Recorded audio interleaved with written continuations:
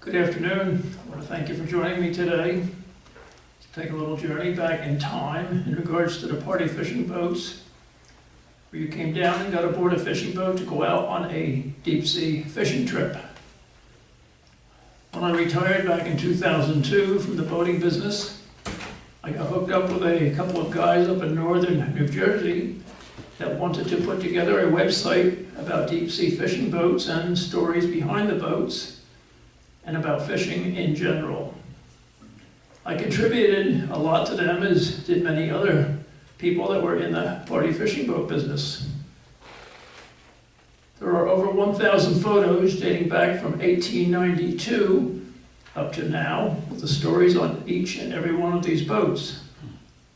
I have shortened up the summaries on some of the boats, and I have skipped the summaries on some of them that I will be talking about today. And we will not be getting too far into my boating career other than showing a few fish catches. I will save that for another time if anyone has any interest in hearing about that. I also have plenty of photos to go along with those stories. My talk will be mostly about the northern New Jersey coastline and the western Long Island South Shore coastline. First boat here is the Al Foster. First photo I'm showing is our first party boat fishing built to sail out of the New York metropolitan area. Name was the Al Foster. It was built in 1892 in Wilmington, Delaware, and it was owned by Captain Al Foster. It was 215 foot. It was a steel vessel. It was the largest fishing boat ever constructed. It was 40 foot wide, drew 15 foot of water. The boat was licensed to carry 1,200 passengers. Fare to go fishing was 75 cents for men, 50 cents for women and children. Boat sailed from Manhattan's 23rd Street Pier and made a stop at the Battery Park to pick up some more passengers. There's another picture. The boat had been sold. It was renamed the Dolphin. Gives you an idea of fishermen aboard for the day there. Quite a few of them on board. For fishermen on the first and second deck, carried a short pole with them with a little hook on it. When the fishermen on the top deck were reeling the fish up, when it went by, they would take that hook, they'd pull it in, and they would unhook the fish for the fisherman. But he never got the fish. It went in their bucket, and that's the way it went. There's the upper deck on the Al Foster. You look at the dress code in those days. There's a lady there with a black skirt, white top. Men with their white shirts, black pants, vests. Some had suits and ties and top hats on. And that's the way they went fishing. Today, you go down in a pair of flip-flops and a bathing suit. That's how you go fishing. And sometimes there was a problem with too many people at the rail, like that gentleman there. You can see he can't get at the rail. I had those problems a few times on my party fishing boats. I resolved it. Last boat I had up there was licensed for 57 passengers. I marked 57 spots on the rail. I had 57 tickets. When somebody came back and said, I can't find a spot, I surmised, and I was right. Someone had taken maybe 2 or 3 fishing poles and spread them all out so they could have a lot of room. When I found them, I said, would you like to pay for the 3 spots or take the poles down? He took the poles down. Worked out very well.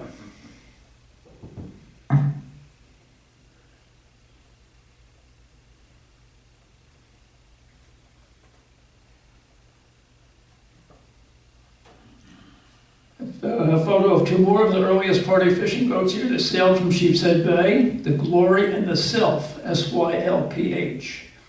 Returning to Sheepshead Bay from a fishing trip to Atlantic City, that was in 1933. Glory was built in 1896 at Weymouth, Massachusetts, as the 105-foot steam yacht Indolent. She began her fishing career in 1914. And Captain Harry Hansen purchased the vessel and it sailed from Brooklyn's west side. 1922, Captain Hansen sold the boat to his son-in-law, Jake Martin, who renamed the boat the Glory.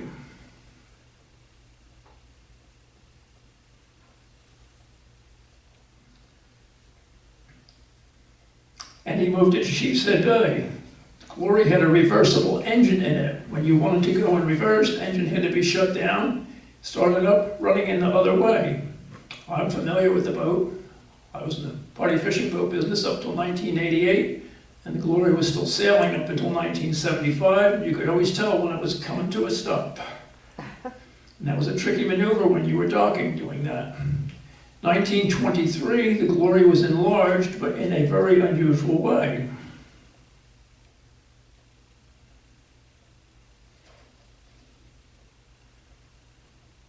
The boatyard built a larger hull completely around the old hull, and it also had several superstructure changes over the years. If you don't know what the superstructure is, it's from the deck up, what's on the boat there. In 1932, Jake Martin sold the Glory to his son, Jake Martin. Jake sold the Glory in 1971 to Captain John O'Leary. John was on a fishing trip out of Sheepshead Bay in a dense fog in June 1975. And the boat smashed into the stone wall that runs along the coastline at Seabright, New Jersey. And that was the end of the Glory. Yes, the boat did have a radar. Strange ending.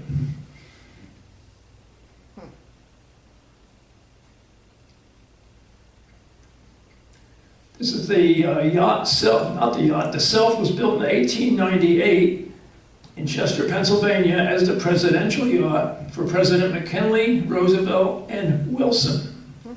In 1921, the Navy designated it as a patrol yacht in the Potomac River. The Navy discommissioned the Self in 1929. The boat joined the Sheepshead Bay fleet as a party fishing boat. Another picture of the Self there.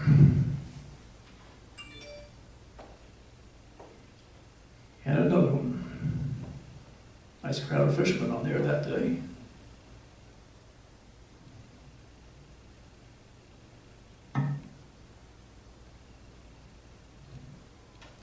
This is my favorite story, long story. I can't even touch the tip of this one. If you care to read it on the internet, I'll talk about that in a moment here.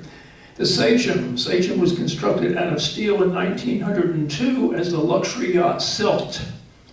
Later years, she was purchased and renamed the Sachem.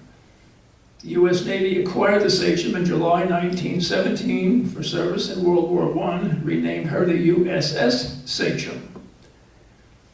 Navy returned her to her owner in February 1919, but was then sold again in 1932. It was sold to Captain Jake Martin. That was Jake Martin's father that had bought the Glory from his father. And he converted it to a party fishing boat in the midst of the Great Depression. Captain Martin and several other savvy party boat captains capitalized on the poor economy. During this period, many beautiful private yachts, once owned by the rich and famous, were being sold for a fraction of their original cost and would soon be operating as party fishing boats from several local ports.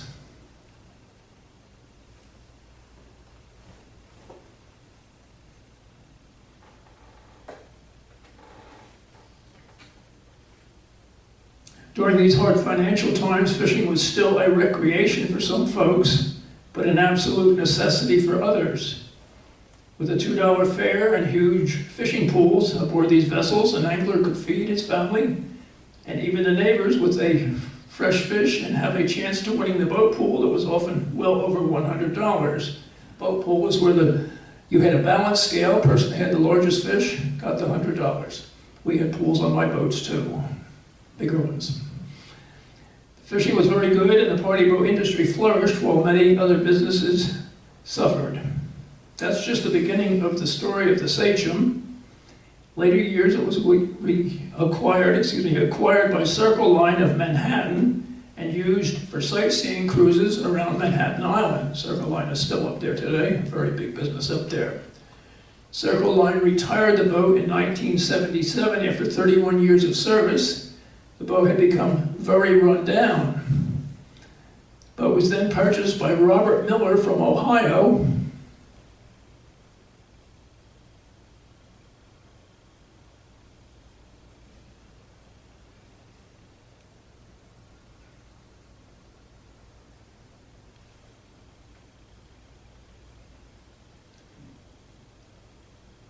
In 1986, he wanted to restore the boat. The boat's engine no longer ran, so he rigged up some sort of gigantic outboard motor on the stern of it.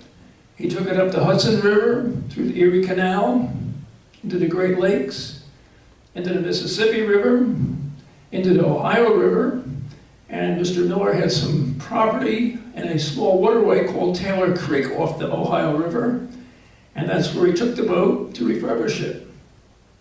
He ran out of money and he abandoned the boat there. Sachem was not found again in 2007 when some kayakers found it. They didn't know what it was, where it came from, and it was named the Ghost Ship. By then the water where the boat was too shallow to move it, and the story is much too long to get into today, but it's a wonderful story to read with many photos of the boat, people associated with it over the years. If you care to read the story, give me your email address or your name and I'll get it out of the Sandhill Cove book and send you a direct link that you can get right into it. That's the motor on the back of the boat there. Tom Evinrude's not here, so I'm not too sure if it was an Evinrude motor that his father built. It was not. Just ad-libbing a little something there. And there's the Sachem headed up the Hudson River. That was the pilot house they put on the back. He had a pole to steer the boat.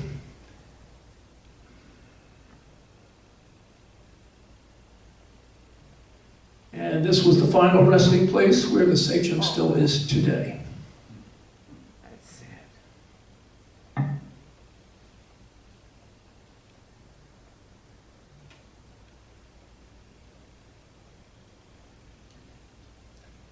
At the Palace fleet sailing out of Hoboken with stops at the Battery, this was the 151-foot steel party boat called the Palace, was built in 1899 as the luxury yacht Idalia.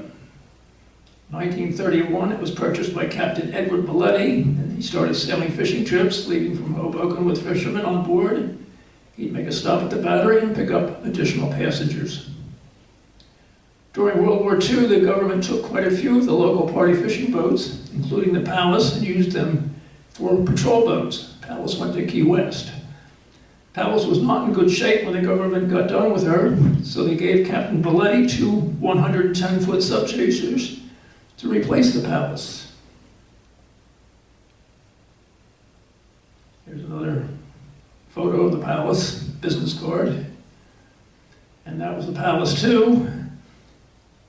And here is the Palace 3. Nice crowd of fishermen on there that day. Captain Belletti converted both subchasers, took his sons, Ed Jr. and Lester, into the business with him, and eventually they took the business over when Ed Sr. retired. Two subchasers started sailing in 1946. Both boats sailed from Hoboken with stops at the Battery. Palace 3 was sold in 1980 to two priests in Miami, Florida, and they used it to transport Cubans back to Miami between April and October 1980, when Castro allowed Cubans to emigrate from Cuba. That was called the Mariel Boat Lift. Anybody remember that? And here's Palace coming back from Cuba. 437 passengers on board. Not sure if they had enough life jackets or not. Palace 2 continued operating until 1995. Palace 2 cost $10,000 to convert to a party fishing boat back then. Palace 3 probably cost about the same, which was not a bad investment for a boat that they operated for 49 years.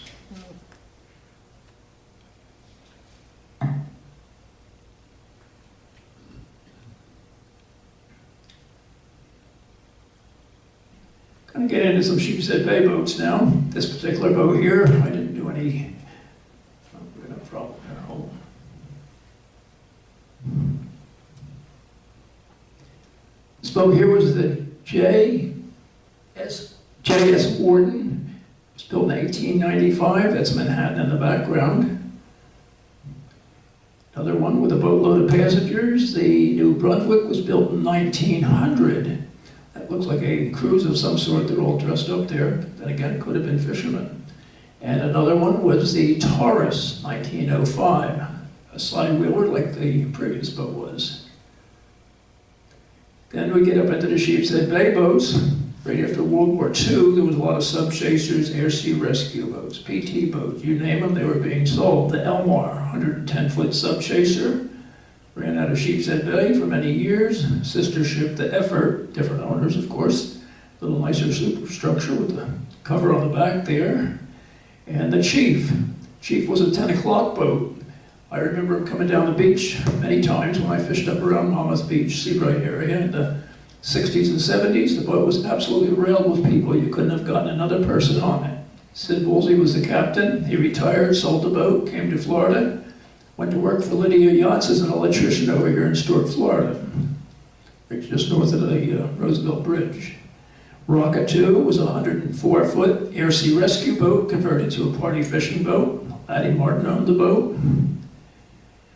And America was owned by Captain Jack Michaels. This was his third boat. It was a PT boat. He lowered it, cut the whole hull down. He kept the length of the boat, put 4 diesel engines in it. That boat sailed from the bay for many years. Here's Sheepshead Bay in 1918. You can see a crowd of people on the dock there waiting to get aboard the boats. And here's another one, 1925. There's just a couple of World War I sub-chasers that had been bought surplus, converted to party fishing boats. This is the bay in 1952. You can see the Glory there. That other black boat, I know the boat, was called the Whitby. It was a World War I sub-chaser, single screw, 1 engine in the boat. I couldn't find any newer photos of the whole bay area like that. I could find them with individual boats and their boat slips, but not a full shot like that one.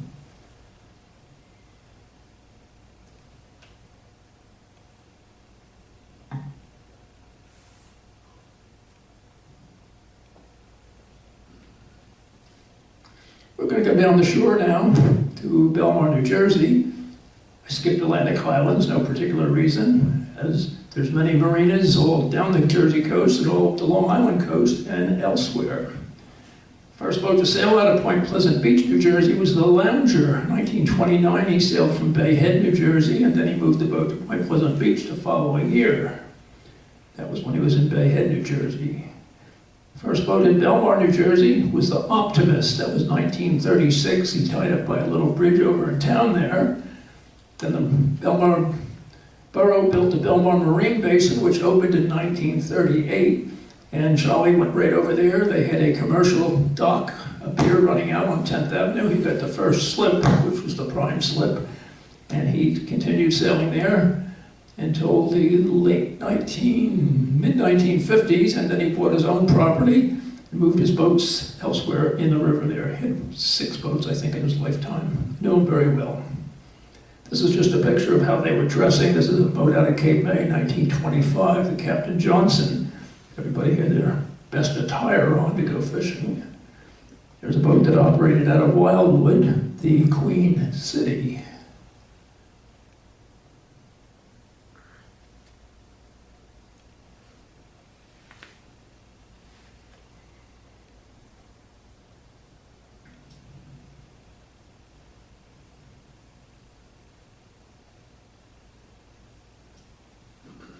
Here's an oil painting of Belmar Marina. I don't remember this. It was in early 1940s. My first recollection, was in the late 1940s and on from there. And the Belmar, New Jersey was the home of the Atlantic Giant Tuna Tournament from 1939 until 1950. Inlet got too bad, the fishing got too poor, so they moved it to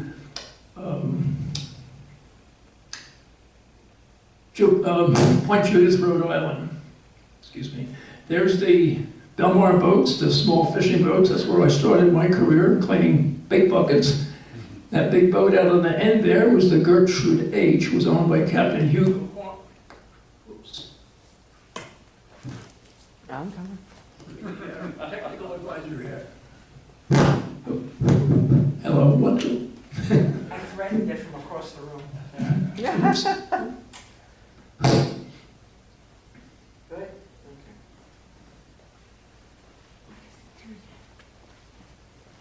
The Gertrude H was owned by Captain Hugo Harms. named after his wife Gertrude. They immigrated from Norway, moved to Toms River, New Jersey. He built the boat himself down there and came to Belmar in 1946, and worked out there for many years.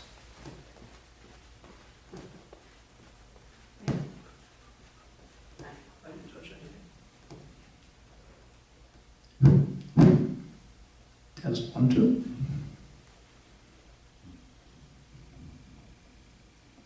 Testing 1, 2, 3, 4. There's a later photo, 1953. You can see the Optimus boat changed. He got his target boat then. It was a World War II target boat that they towed targets for the Army to shoot at. If they missed the target, I don't know if they hit the boat or not.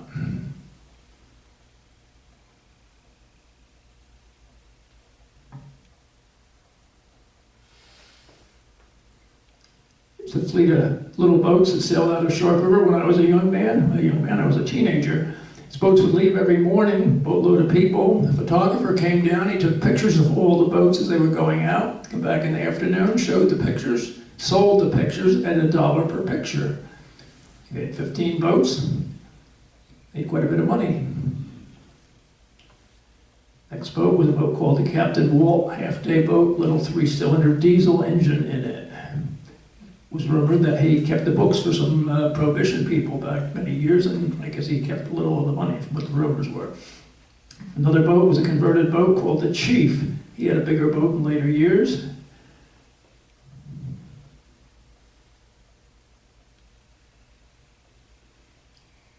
Another boat called the Bobby. I remember the Bobby. I worked on it after it went to Rio a couple of times. The Gertrude H, I spoke about that boat earlier.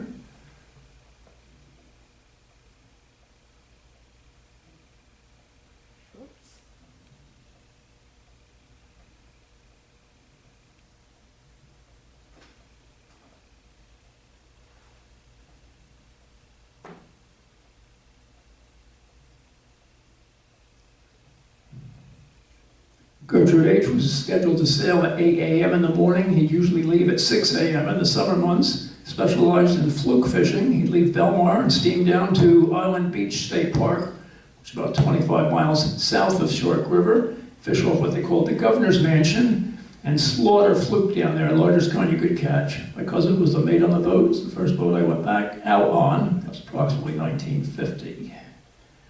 And another small boat, the Jace, sailed out of Belmar, became the Captain Smitty out of Point Pleasant later years. Another small boat, another 45-footer, another 45-footer. Nice story behind this boat, the skipper, owned by Captain John Ziegler. He built the boat in 1941 himself on the banks of the Raritan River. 1942, Coast Guard took the boat, became a Coast Guard patrol boat along the coastline. John stayed with the boat. After the war, he took his boat back, went party boat fishing. 1974, 1976, he sold the boat, and the owner that purchased it in later years sold it again. The boat is still operating. It's 79 years old. It sails from Martha's Vineyard in the summertime, making daily fishing trips.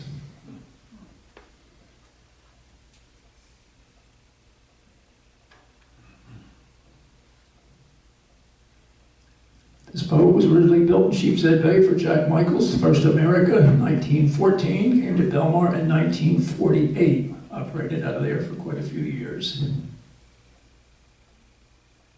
Bobby II, converted air sea rescue boat, came to Belmar in 1948, started sailing 1949. I worked on the boat a few times.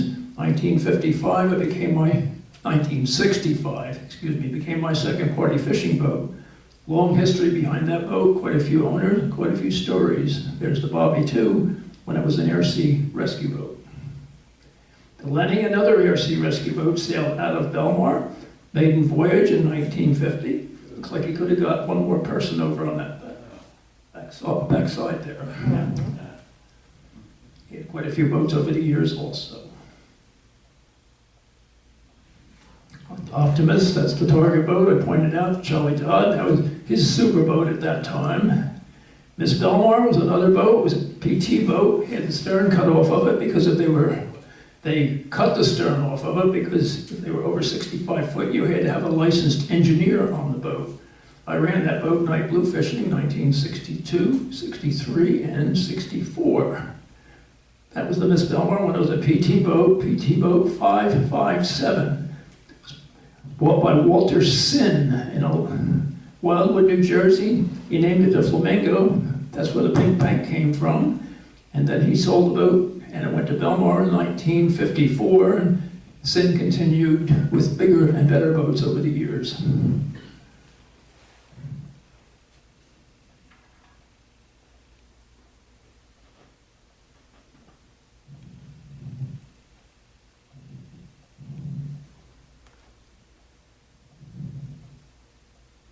Getting up into the 1960s, up to 1970 here, you can see where the boats are getting bigger and better, newer boats, more cabin, much more modernized than the older boats. There was the Optimus Queen. It was one of those newer boats, 1959. Charlie Dodd's boat that he built there, sailed out of Belmar.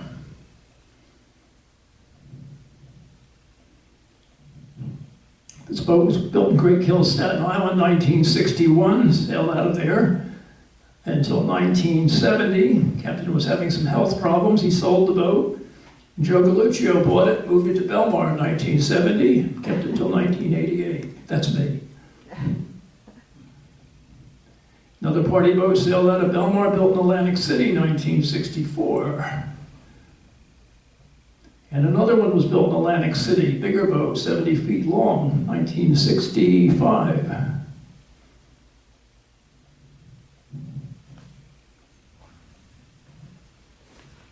Then we come up into the 70s and 80s here. You can see they are getting much newer boats there. You see that big blue boat sticking out on the end. I'll tell you a little bit about that boat later on here.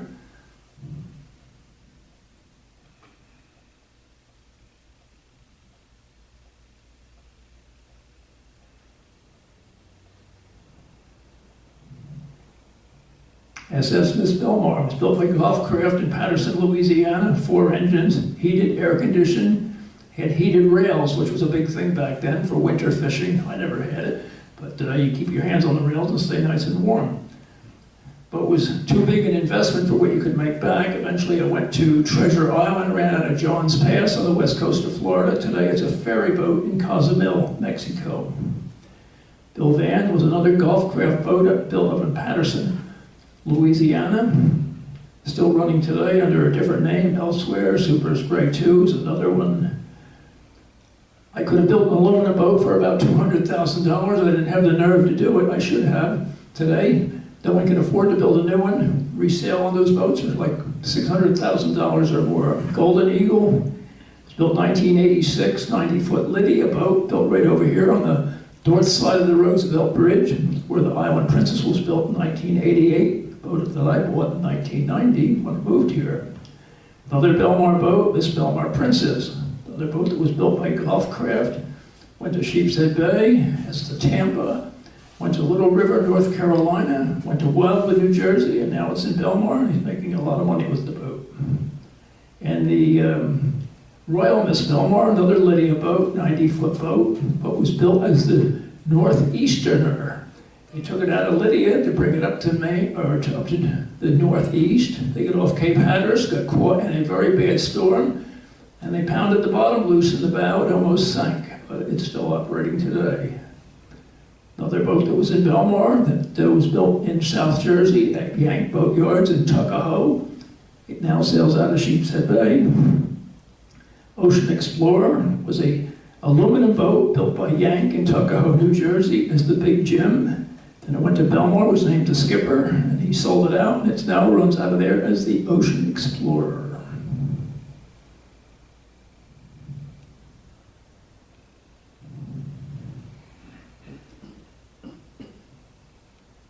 Now we're going to move down to Brielle, New Jersey, 5 miles north of, or excuse me, 5 miles south of Belmar. Bogans were big in the boating industry in the Brielle area.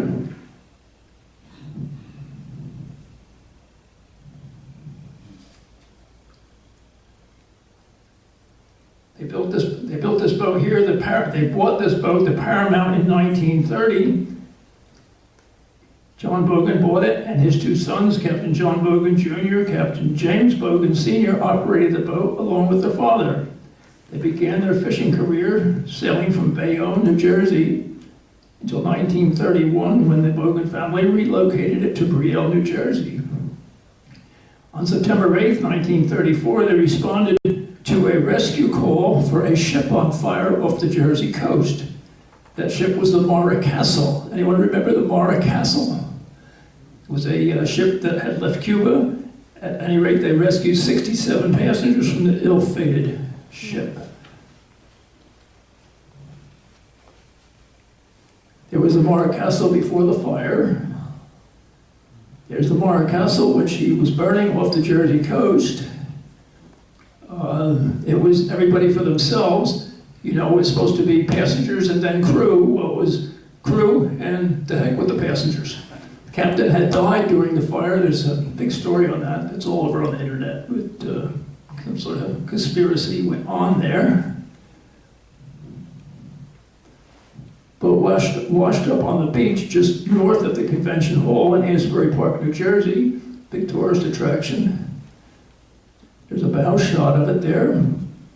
And my parents took this photo in 1934. I found it long after they passed away.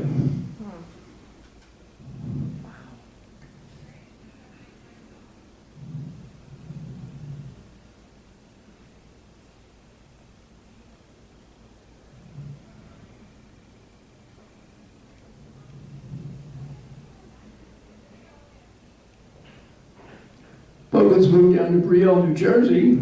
This is an early shot. In the 1940s, they built a lot of those smaller boats. You see that Paramount 3, all the boats look like that. They hired captains to run them. That's the old Manasquan River Bridge, went across from Brielle, New Jersey to Point Pleasant Beach. There's another shot looking the other way. Charter boats, party boats, private yachts. Every one of those boats, every day, almost in the summer months, all went out one big long stream, and they all came back every afternoon. Here's a color shot of that area. You see that blue yacht bow in there. That boat was named Alicia. It was owned by Elmer Boast. He was chairman of the board for Warner Pharmaceutical. Boat was built by Broward Marine up at the New River in Fort Lauderdale. It's a wooden boat. Later years, they built all aluminum boats. They are still in business. There's another shot of some party boats in Point Pleasant Beach. And back again there, the American, that was one of Bogan's boats. It was named the Paramount 3. It capsized in the Manasquan Inlet. There was a loss of life. They had it repaired. They sold it to cousin Jack Bogan. He named it the American. But every time people came down, the other cousins that sold it to him would say, "You don't want to go on that boat. It turned over in the inlet." A little friendly competition. You see a big black boat in the background there. I'll tell you a little bit about that boat.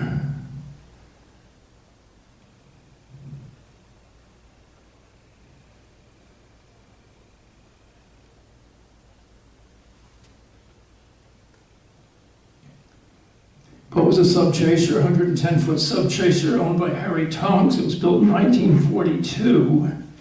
1953, he converted it to a party fishing boat, sailed from Point Pleasant Beach. Boat had 4 engines in it, had an engineer on board because the boat was over 65 foot long. Boat was sold in 1959, was renamed the Bronx Queen, and sailed from Bronx, New York. The boat changed ownership several times over the next 2 decades. On December 20th, 1989, she encountered rough seas while whiting fishing near the entrance to the Ambrose Channel. It's the main fishing channel. It goes up the Hudson River, up New York Harbor. She dropped a plank and the boat sank in 20 minutes. All passengers on board were rescued. Little interesting story. The engineer, when Harry Tonks had the boat, also worked the deck. When they got out there, he wasn't going to just sit in a hot engine room, so he'd come up and he'd cut bait and help people with tangles, what have you. When the boat got underway, he went back to his engine room. You could control the speed from the pilot house, but you couldn't shift the engines. Harry Times was docked right next to the Manasquan Beach Coast Guard Station, and they did have boats there. Well, Harry got up by the dock and he rang for reverse. Nothing happened. He rang for reverse a second time. Nothing happened. He hit the Coast Guard boats. The engineer fell asleep. Oh, no.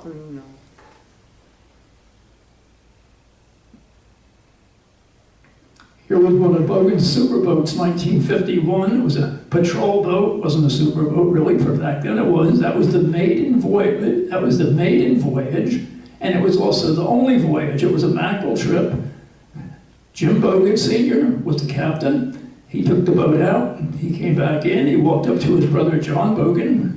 I heard this from John's son, who since has passed away, we were close friends. He said, that boat rolls too much, it's going to turn over, sell it. I'm never going out on it again.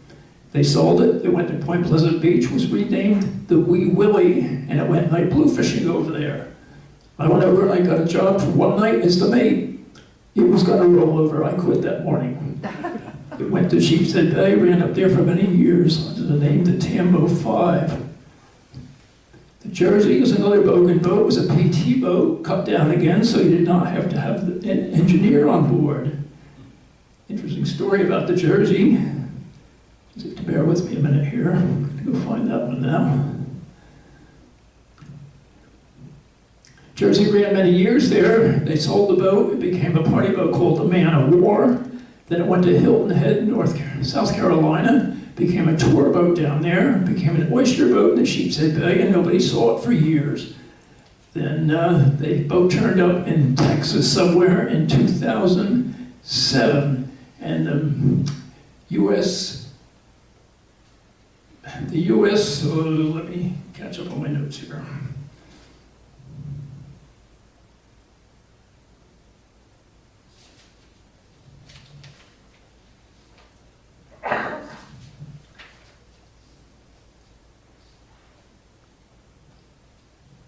U.S. Marine Historical Society bought the boat. Need to take a break, sorry.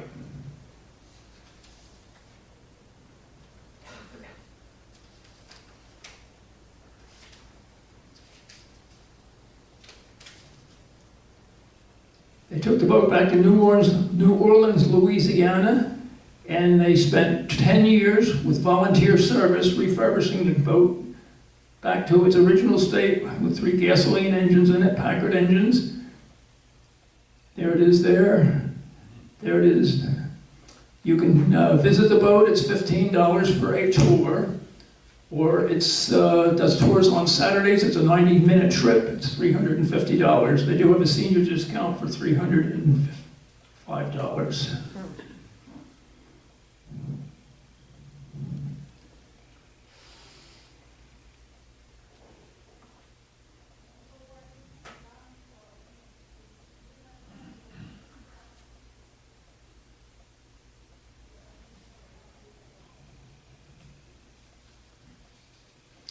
Getting into the after World War II now, there was a surplus of PT boats, air sea rescue boats, which were also called crash boats. They picked up pilots that had crashed, that's why they were called crash boats.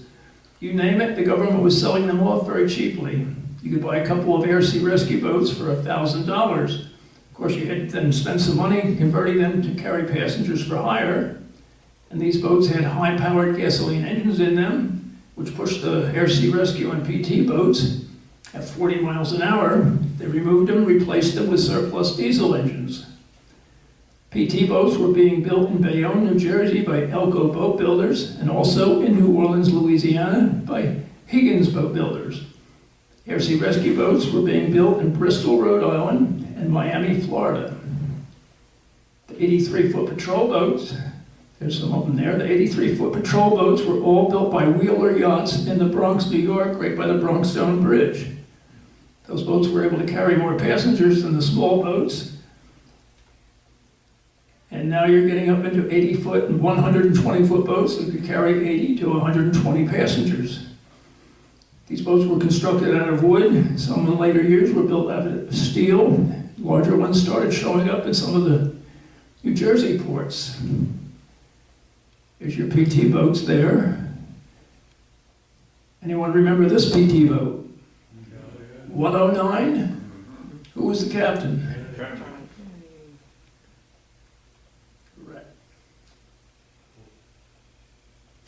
Where's that now? Good question. Or where was the picture taken?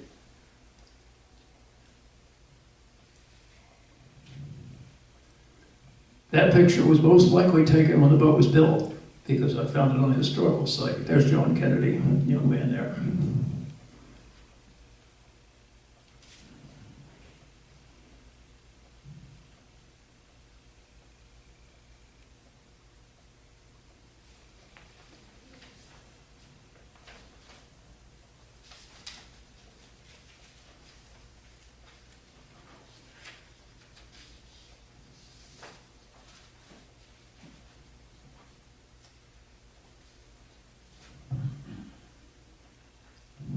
I took this photo in 1961, an area off the Long Island, New Jersey coastline. A lot of open bottom there. We would catch a lot of codfish when they were migrating into the rocks and wrecks for the winter.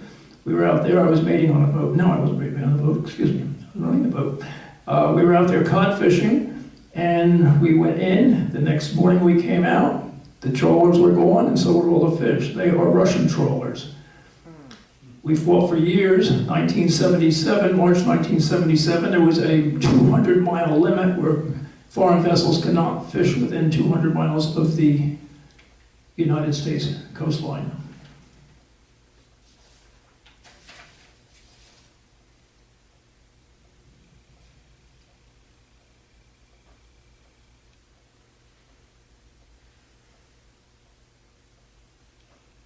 A few fish catches here, coming down towards the end here. That was the Optimus one. I showed you, talked about Charlie Dodd earlier there. Fare then was $3.50 to go out fishing. Charlie sold that boat in 1952 when he got his target boat. It went to Point Pleasant and was renamed the Ideal One, who specialized in fluke fishing. It was a normal day of fluke fishing back then. Bogans built this boat in 1963. Excuse me, I think it was 1961 they built the boat. There was a codfish catch in 1963, which was a common day occurrence. The boat was built out of steel. It was built in Palatka, Florida. Horrible looking boat. Boat without a sheep's head bay, the Ranger, he started with the Ranger 1, got up to about the Ranger 8 or 9 with a tilefish catch. Offshore tile fishing, they'd be fishing out what they call the Hudson Canyon overnight trips. Another codfish trip here, another bogan boat, another cod catch, just a daily catch. That's just normal daily things. You have none of that today. This charter boat here was built by the captain on the bridge, Harry Dillman. The photo was 1950 going in Shark River Inlet. Harry had a heart attack one day fishing up off Seabright for bluefish. The mate brought the boat in, sent him off to the hospital. Harry recovered, took the boat over again the following year. Mate had just got his captain's license, so he took command of the boat the next day, and that was his first bluefish catch. The captain's up there on the top right. That's me. I started my career.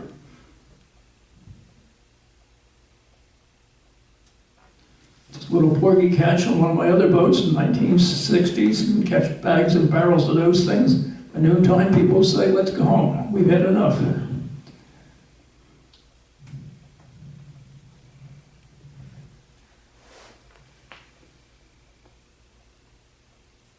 Got into some fluke catches. 1970, I started fluke fishing with my last party boat there. Some daily catches of fluke like that, 8-pound pool winners, 9-pound pool winners, 10-pound pool winners. That was common every day.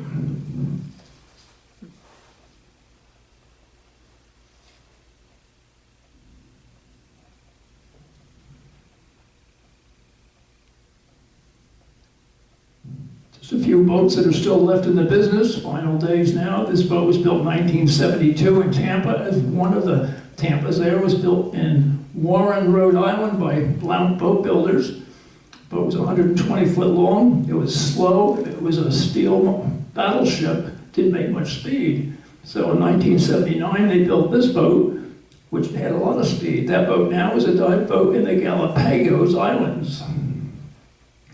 And the last Ranger to be built was the Super Ranger. It was another golf craft boat built in Patterson, Louisiana. It's now a whale watch boat in Gloucester, Massachusetts.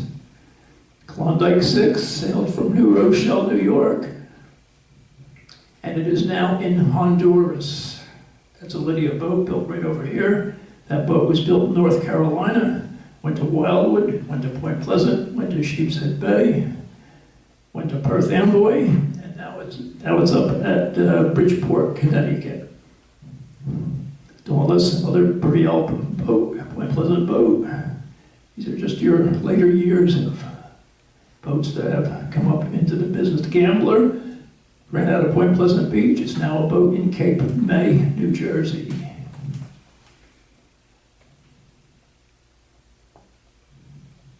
Norma Kay, Point Pleasant Beach. Boat was built in 1975. Still running every day up there. Half-day fishing boat. Biggest Lydia boat ever built was the Lady Francis, sails out of Narragansett, Rhode Island.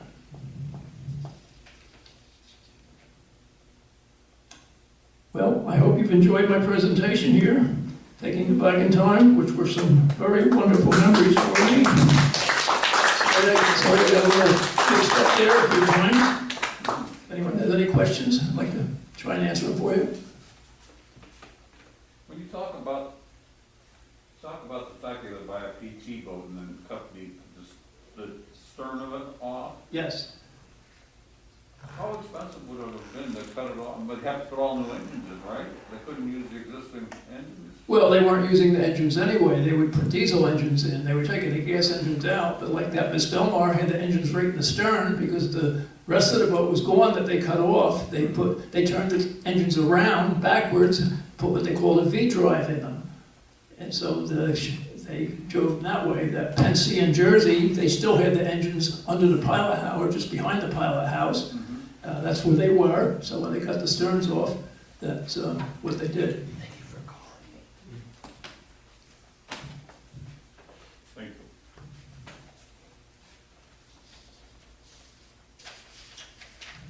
Any other questions? No? Good. Thank you. Thank you very much. Thank you. Thank you.